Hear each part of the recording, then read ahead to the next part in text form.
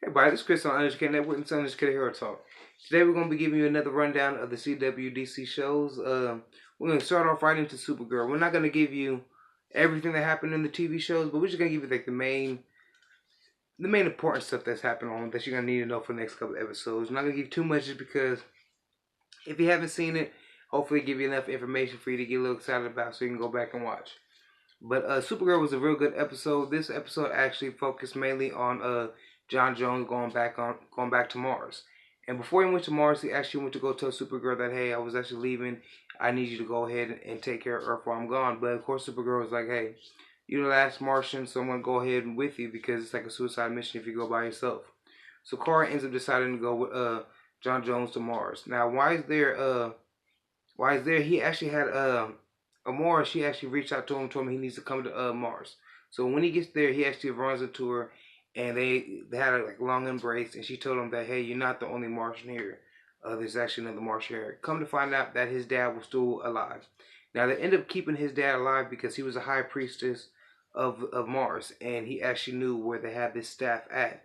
Now this staff was really important because this staff had like really strong abilities. Like you could actually with the staff, I guess you could control. I really forgot how they described it, but they said it was like a whole bunch of psychic energy and psychic power if you yield this staff. And his dad knew where the staff was because he was entrusted with the knowledge of actually where it was kept. Now, the reason why they needed John up there because John needed to actually get in touch with his dad and actually reach out to him so his dad can relate, tell him where the staff was. Now, when John Jones first talked to his dad did not believe that it was actually his son. He believed that everybody he was the last Martian left alive, last Green Martian, just like John thought.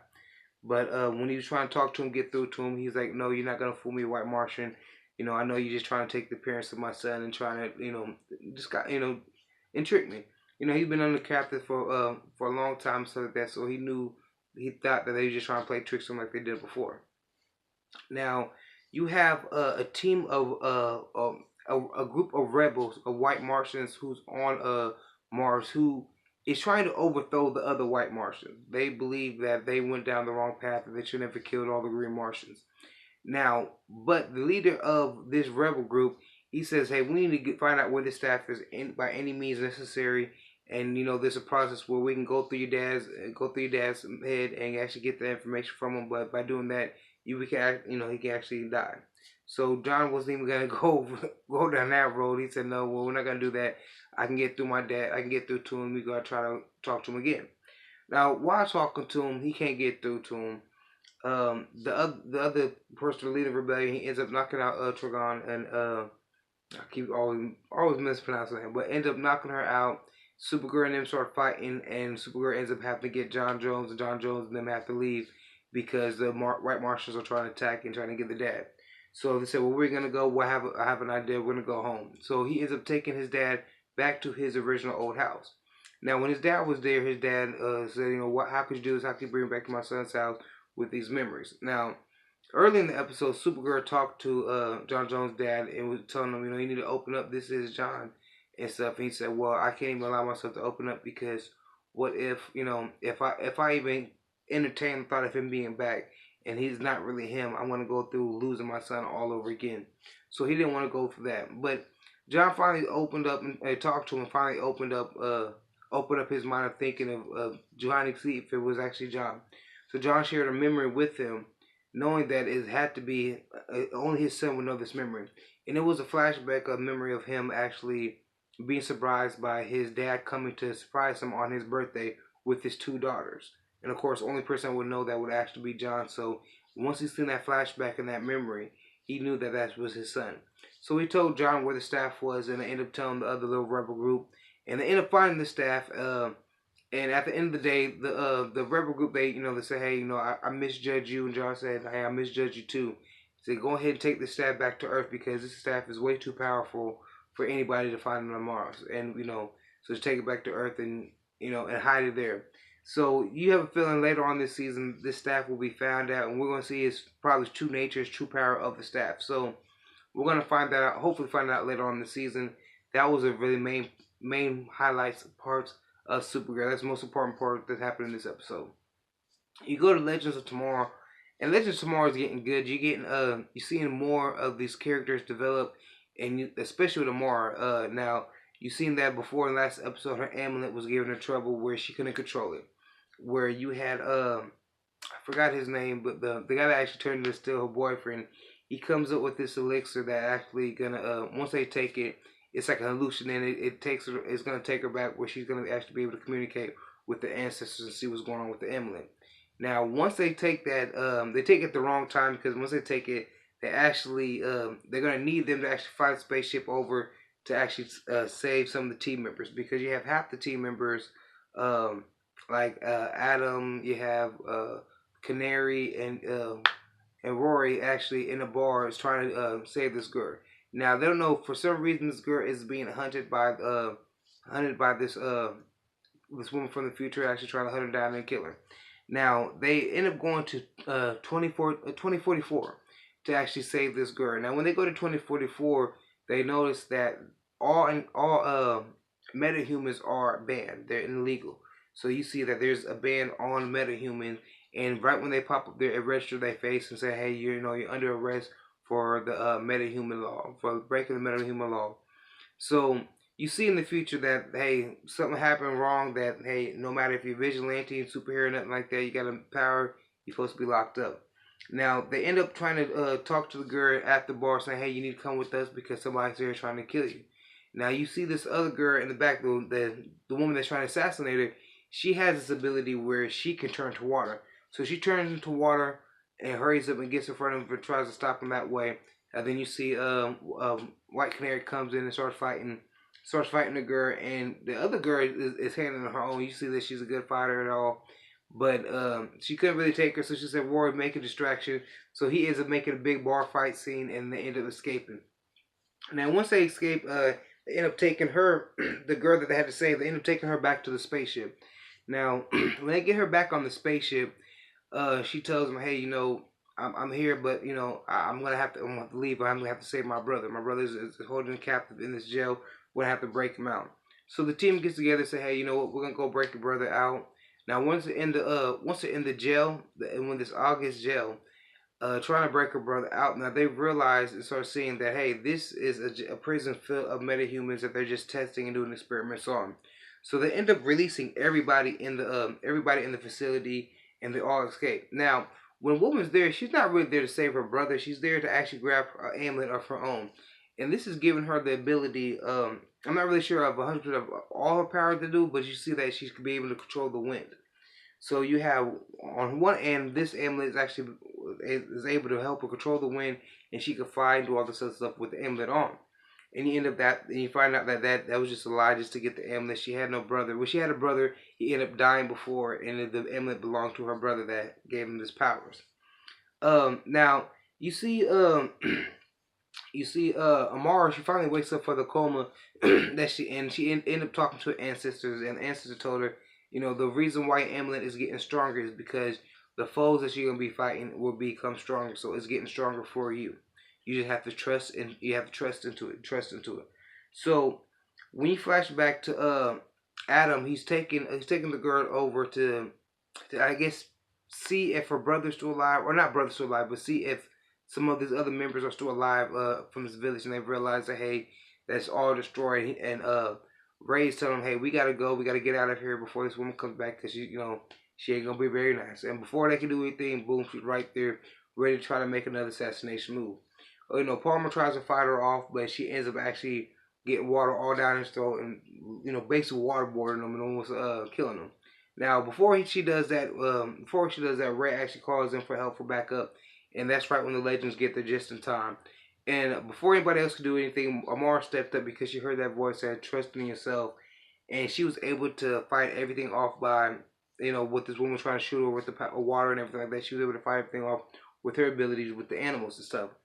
And when she was standing over her, when Amara was standing over her, she looked up and she said, "You know what? I could easily kill you, but it'd be like killing myself." So it lets you know that when she said, "I could easily kill you, but I'd be killing myself," it lets you, when you figure out that hey, this is a descendant of her. That Amari is a great great grandmother or something like that. That she's a descendant. So by killing her, she'd be killing herself because she would be never be born. So I like to see how they're getting on down the road. But I'm not really sure who the main villain is going to be. But I like, you keep seeing these other villains getting introduced. So it's getting better from. I'm understanding more where they're going from this season. To go on, now we're gonna go to Flash. Flash was a real good episode, and Flash is gonna be a real quick run through Flash because a lot of things, not a lot of things happen that needs to be touched on for a long time. But you have let me see, you have Flash. He's still coming back, from the Speed Force and like that. But if you realize once he came back from the Speed Force in the first episode, where he came out of the Speed Force, he actually helped create these other metahumans that appeared on this bus. Now on the bus there was 12 other metahumans on this bus, and you seen that they had Kilgore. He was actually on a computer on the laptop when he was affected. And then you see this other girl that they introduced. She was having a run of bad luck, and she was losing on the casino floor. Just everything was happening bad to her. And you see that's when she gets her powers of actually be able to control the luck around her and make her have good luck, but everything around her have bad luck. So you get the idea of whatever state these people was on before they got on the bus. This is what helps them get their powers. So this is how they get their powers. So I'm just interested to see because they showed two other people on that bus, a girl and another guy. One guy looked really, really sad. So I'm wondering how they're gonna get the powers and how it's gonna affect them in the show. You go on with okay, you go on with the girl. She gave him this ability where she's actually robbing a bank and she just everything's working perfectly. She's walking in there, she's just doing a couple things. The camera goes out, you have the camera blow up or whatever. You have the safe just opens up and she just goes there and take all the money out. And when the Flash is over there trying to stop her, Flash is this close to getting her, but boom, all of a sudden a jar of marbles come out everywhere, go on the floor, and then he slips up and falls on them. So her power is already working right there. Now you end up finding out that the more her power works, the more luck she gets, the worse other people luck get around her, and the bigger area around her it affects. So she's at the casino, her old casino where she worked at, and she's just winning hand on hand on hand on hand. So you see everything around them getting worse and worse and worse and worse and worse. And over at the back at the Flash cave, we're gonna call it. Over there at over there they have the acceleration whatever, the machine that actually gave all the metahumans their powers in the first place in the first season of Flash, that starts getting turned back on, and now they're worrying about, hey, they're gonna make another explosion in the city. But why this is happening? They're this close to actually turning the accelerator. Oh man, the damn machine. What is this called? Because man, it's tripped me up. It's tongue twisting me. But the machine is, before they can turn it off or whatever, they have an idea. Hey, before we turn it off, let it go off because the energy that's gonna produce is gonna off cause this what her name? I forgot the name they gave her. Hazardous. That's what they named her. That's what hazardous. It's gonna knock off her powers off and subdue her because. In the same time, Flash was trying to get her, and he had his cuffs, and her luck is so good that he tripped up and ended up cuffing himself, and he almost subdued himself before he can even get to her, before they actually neutralized her power. Then that's what able to get the Flash to get her. Now, when the Flash got her, you see them Flash arresting her, and then you see the Thinker, you see the woman that's actually basically the Thinker psychic talking to him, saying, maybe you overthought this, maybe you thought maybe you thought that the Flash then wasn't smart. Maybe they're smarter than what you thought you gave him for. He's like, yeah, maybe they are, but I'm smarter than them. Then you realize that he's been watching them the whole time. At the samurai head that they had in their office, it has a camera, and he's watching them the whole time. And so you see, it's getting real good with Flash right there. Now after that, we're gonna hurry up and fast forward. We're gonna go into the Arrow. The Arrow was a real good episode. Where you see that Arrow, he Oliver, he gave the whole being the Green Arrow behind, and the reason why he's doing that is because he needs to be a full-time father for his son. He wants to be a full-time father, and he can't do that without his son stressing out that his stressing out that his dad's not gonna be able to come back. So he passed it on to Diggles. Now, if you remember last episode, Diggles, he still wasn't right from what happened on the island. His hands were shaking whenever he was holding the gun. He couldn't really properly hold the gun without shooting it, with shooting it right or anything.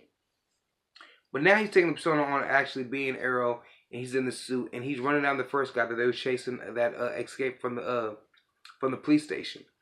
And when they chasing him down, he couldn't really make a full decision of which way to go, or something happened, couldn't make a full decision, and the people end up getting away. While they're getting away, they end up finding out where the next target was gonna be, because it was in the process of like a robbery or something. So they found out what the next target was gonna be. It was gonna be this chemical gas that they was gonna try to get hijacked from this truck. So they end up half the team end up getting in the back of the truck, and then Diggle was in the front in the aerosuit with the other passengers. The car stops down, and the woman ends up fighting Diggle and taking Diggle down and stuff like that, because she was just a little better fighter, I guess. And then when she goes in the back of the truck, no, she sneaks up behind Diggle and she shoots him. So she goes in the back of the truck to open the truck, and then she sees the other team there. She pulls out this little flasher, and it blinds them, so they couldn't see. And they was took off guard, and they was beaten up and took them thrown off the ground. They unloaded the back of the truck with the chemicals. They put all the chemicals in one van, and she took the truck and she went one way. Now you had Wild Dog asking Diggle, "What do we do? Do we go after the truck, or we do go after the van with the chemicals?" Diggle froze up again, couldn't make another decision. So Wild Dog made the decision, "Hey, we're just gonna go after the truck." They all ran after the truck, and she hopped in the truck, and the truck exploded and injured some people.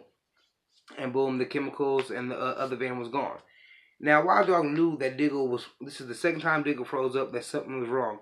Now, you have the new Black Canary. She's been holding Diggle down the whole time, keeping his secret, not telling the team that, hey, he froze up before.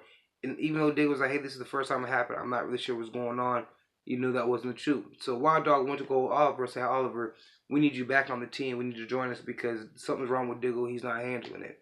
He can't handle it, and this is about to be something really serious where we're going to need you back on the team. Oliver takes that and goes back to Diggle and basically gives him a pep talk, saying, hey, Diggle, you're the one that made me believe in myself, made the Arrow. Because without you, I would still been in the hood just targeting people on this list and not knowing, and not basically becoming a hero instead of a vigilante. So he gave Diggle a good boost talk, and Diggle took that. He used that in action, and you see Diggle was actually being able to make more decisive decisions in the middle in the field. So while we doing that, he was back to old Diggle himself. You had Felicity. Felicity actually made them. Sorry about it again. Felicity actually made him a crossbow. But what was good about that is the crossbow was actually set up where it's more like a gun / crossbow. So you've seen him being able to use it. He didn't hesitate with pulling the trigger. His hands didn't shake up like before, and he was just beasting. So he was back. It seemed like he was back to old Diggles. But on a bad note, though, at the end they sort of seen somebody open a briefcase and looked like somebody was messing with a jar, put it in a needle, and somebody ejected. I was first thinking it was gonna be actually Deathstroke coming back, and maybe it's gonna be the Miruku that he was ejected. But they showed Diggle injected him with some kind of chemical, so maybe that's why his arm was shaking before, and maybe he's addicted to something, and that's why he was like that. Or maybe he's on some Miruku. Maybe he was exposed to that on the island. You don't know. I'm excited to see what's gonna happen about that. But man, overall, the DC shows is holding it down right now. Can't really complain. They always keep me interested. It's real good. Let me know what shows you like the best. Is it Flash? Is it Arrow? Is it Supergirl? Is it Legends of Tomorrow? Which one's your favorite? What's the order of your and everything like that? But thank you for taking the time to listen. You have a good one. All right.